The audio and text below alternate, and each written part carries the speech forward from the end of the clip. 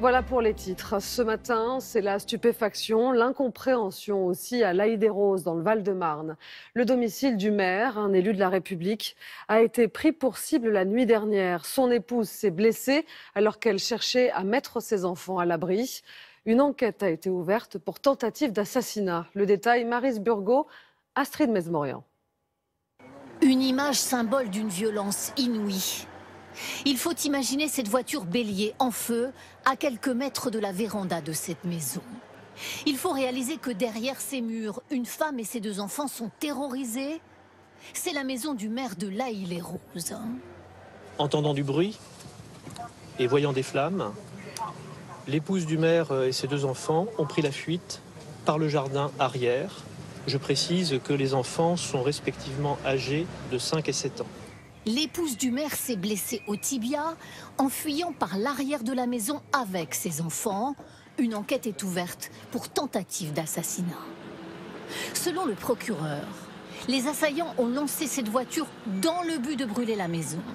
Les enquêteurs ont d'ailleurs trouvé une bouteille remplie d'accélérants pour que l'incendie se propage plus vite.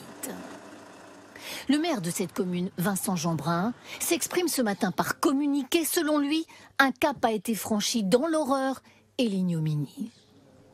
Il dormait dans sa mairie cette nuit, comme les jours précédents.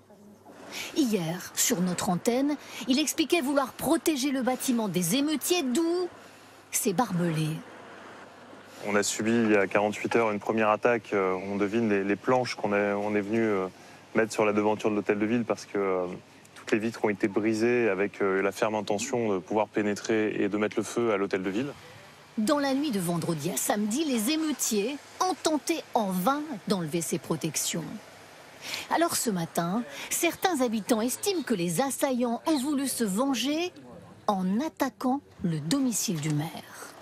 Et ça, c'est une vengeance parce qu'ils n'avaient pas réussi. Ils ont essayé d'enlever des trucs, mais ils n'ont pas réussi. Donc le lendemain, ils se sont dit, on va aller là-bas. C'est des actes qui ne sont pas justifiés du tout.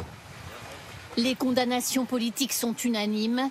Elisabeth Borne vient d'ailleurs d'arriver à l'Haÿ-les-Roses avec le ministre de l'Intérieur. La première ministre parle de faits intolérables.